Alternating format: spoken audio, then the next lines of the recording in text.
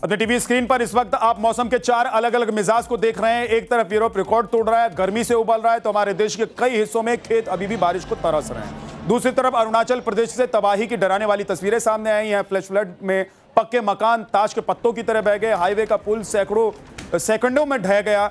और इस सब के बीच राहत सिर्फ इतनी है कि 13 दिन लेट ही सही मुंबई में मानसून पहुंच गया है। मध्य प्रदेश और गुजरात में भी आज मानसून की एंट्री हो गई है, लेकिन दिल्ली वालों को अभी भी 5 जुलाई तक का इंतजार करना पड़ सकता है। पहले बात सर्दियों के लिए मशहूर यूरोप की, जो आज आग की भट्टी में तब्दील हो चुका है। हालत यह है कि यूरोप में 26 देश भयानक हीट वेव की चपेट में है। 15 देशों में अलर्ट का सायरन बजा दिया गया है। तापमान 40 डिग्री सेल्सियस से ऊपर चला गया है। फ्रांस में तो गर्मी इतनी बढ़ गई है कि न्यूक्लियर पावर प्लांट तक बंद करने पड़े हैं। नदियों में नहाने गए 40 से ज्यादा लोगों की मौत हो चुकी है। आखिर क्यों उबल रहा है यूरोप? देखिए चक्रव्यूह के इस एक्सक्लूसिव रिपोर्ट।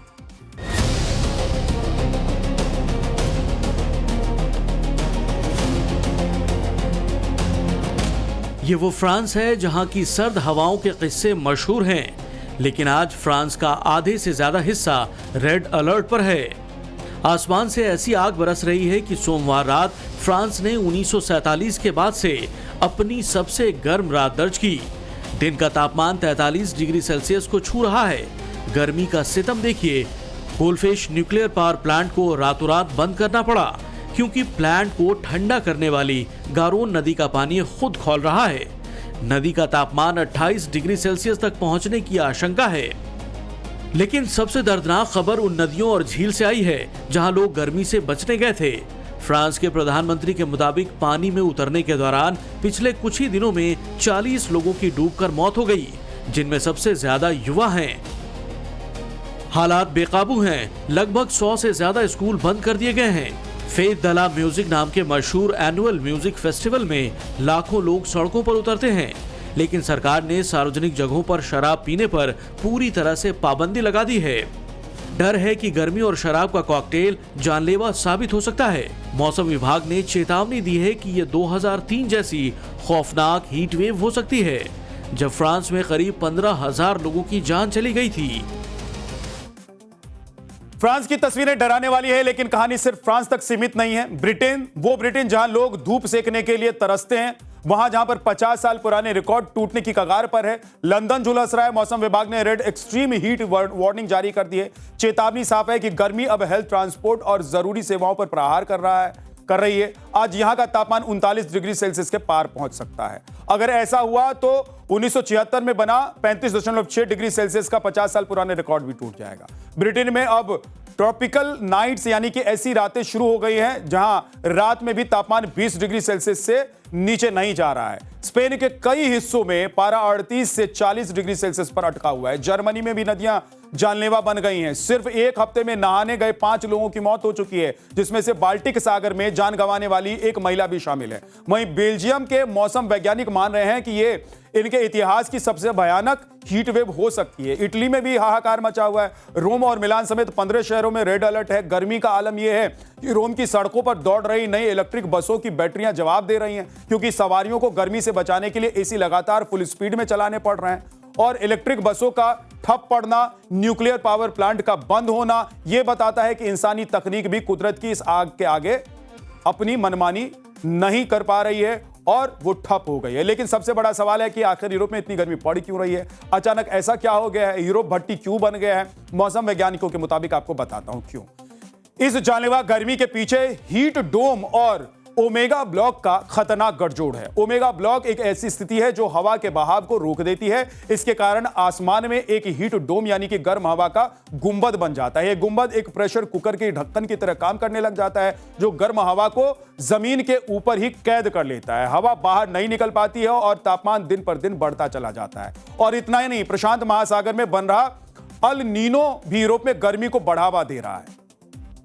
पिछले 15 साल जो हैं, पिछले 150 साल में ज़्यादा गर्म हैं, तो ये एक डाटा भी बता रहा है कि वार्मिंग जो है प्लैनेट की है, तो वो एक फैक्टर है बैकग्राउंड में जो इसको आगे ले जाता है, इसके ऊपर इम्पैक्ट करता है। तो और दूसरी बात अभी थोड़ा एल नीनो का भी है, जो कि पैसिफिक सी में आप पता होगा आपको कि जो ईस्ट पैसिफिक में एक सी सरफेस टेम्परेचर नॉर्मल से एवरेज से सामान्य से ज़्यादा हो जाता है, तो उस स्थिति में भी गर्मी बढ़ती है, क्योंकि वो गर्म हवा जो है रेगुलेट करती है दूसरी तरफ।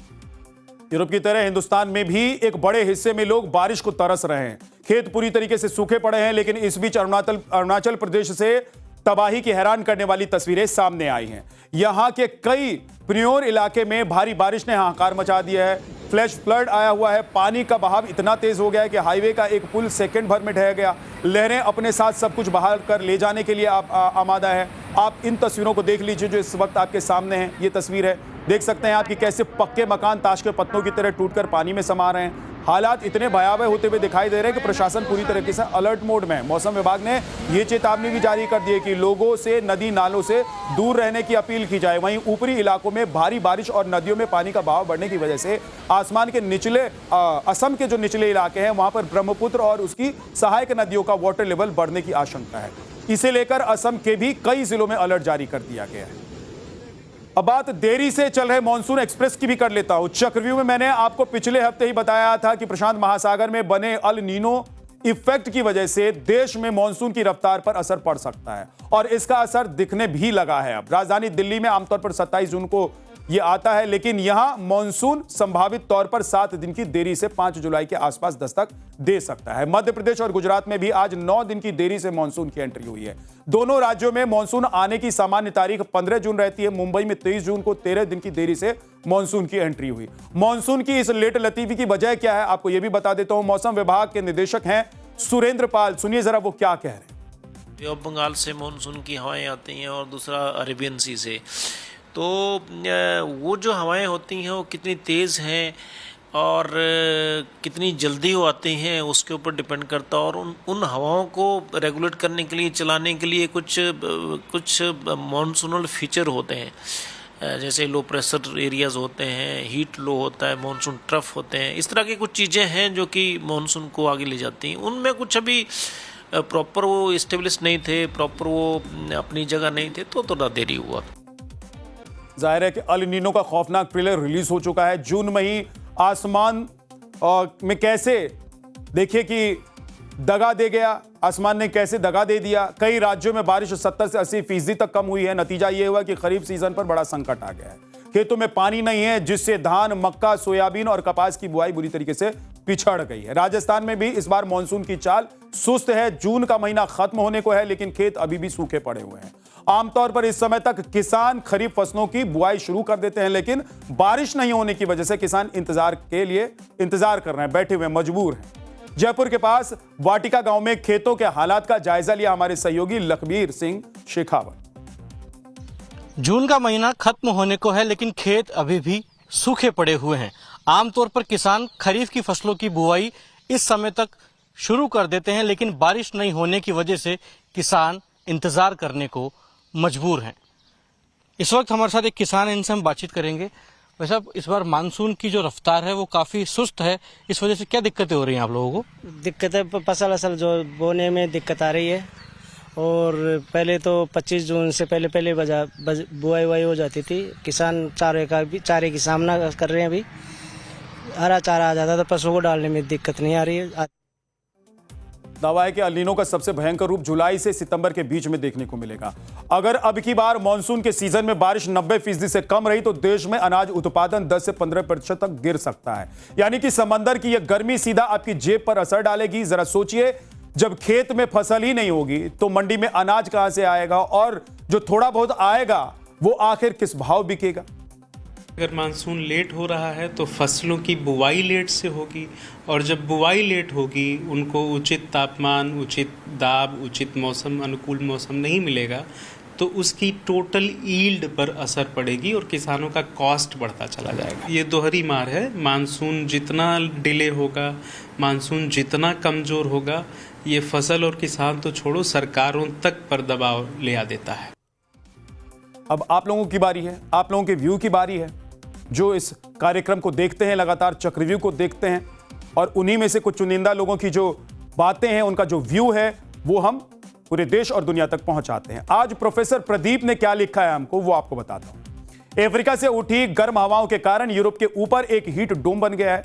वो बादल नहीं बनने देता है और इसी वजह से ठंडे मिजाज वाले यूरोपीय देशों को आज दिल्ली जैसी भीषण गर्मी झेलनी पड़ रही है। दूसरा नाम है चंदन सिंह का। सीएम मोहन यादव पर जो आरोप लगे हैं वो गंभीर हैं, मगर सिर्फ आरोप के आधार पर किसी को दोषी नहीं माना जाना चाहिए, ये उनकी राय है।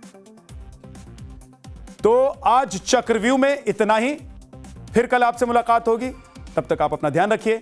नमस्कार।